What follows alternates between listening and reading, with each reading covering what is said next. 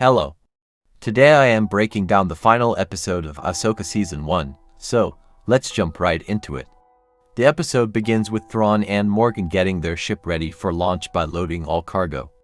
Then, the Night Sisters reward Morgan for getting Thrawn back to the galaxy by inviting her to their cult and giving her the sword of Mother Talzin, which was cool to me.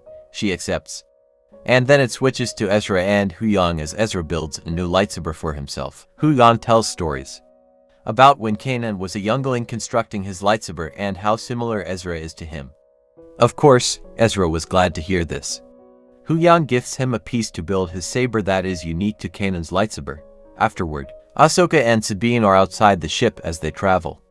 Sabine is upset because her lightsaber form is not as good as she'd like. But Ahsoka explains to her that being a Jedi is more than using a lightsaber. She wants her apprentice to trust in the Force above all else. While they're speaking, two TIE fighters come to fly straight toward them and manage to disable the ship temporarily. Now wanting to stop Thrawn more than anything, Ahsoka, Sabine, and Ezra travel to his location. He sees this and rains fire from his Star Destroyer down upon them. However, they dodge all of it without a scratch and enter his palace. Thrawn didn't want to negotiate with a powerful Jedi apprentice of Anakin Skywalker. He sends in a load of stormtroopers to delay them. However, the two Jedi and apprentice kill every single one. As they walk by the dead troops, Night Sister Majik is roaming around the room. The Night Sisters were using a spell to bring the dead troopers back to life. Personally, this reminded me of the novel Death Troopers by Joe Schreiber because, in his book, an experiment is used to bring dead stormtroopers back to life, which turns them into zombies. Anyway, they fend off the troopers by blocking the door. Luckily, the troopers were slower. However, they also couldn't die now, as they get closer to Thrawn. They enter a room where Morgan confronts them. Ahsoka wants to duel her by herself, so she orders Ezra and Sabine to go find Thrawn. As there is no time, they fight. Meanwhile, Ezra and Sabine go up to where the Star Destroyer cargo bay can be seen. While they figure out a plan on how to get up, they're confronted by dozens of troopers and are forced to fight them off. Unfortunately for them, the troopers begin to get the upper hand.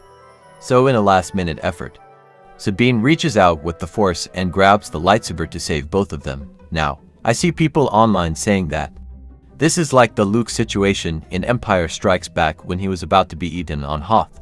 I understand that during dire situations, you may be more attuned to the Force. However, that is Luke Skywalker, who already had some Jedi training since A New Hope. Sabine is different because she's not Force sensitive and has very little experience or knowledge of the Force. Anyway, Sabine feels confident enough to push Ezra onto Thrawn's Star Destroyer, so he trusts her and runs off the edge.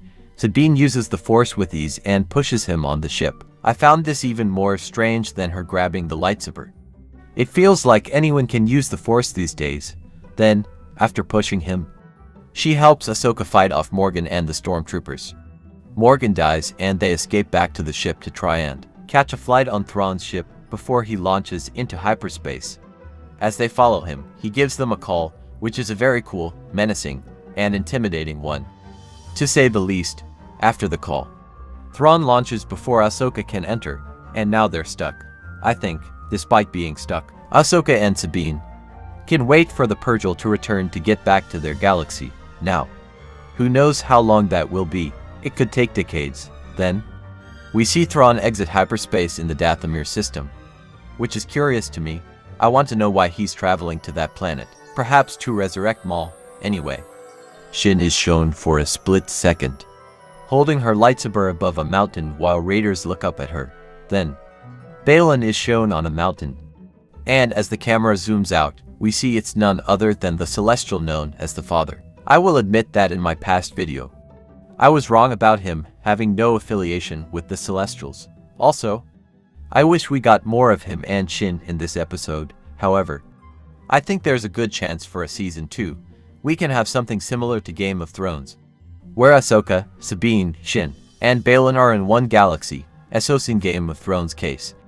And Thrawn and all the other Star Wars characters can be in the main galaxy, Westeros. Anyway, Ezra is shown reuniting with Hera after years, which is heartwarming.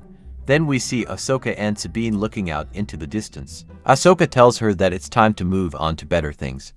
She says that Ezra is where he belongs, and they're where they belong. As Sabine accepts this fate, she walks away back to the village.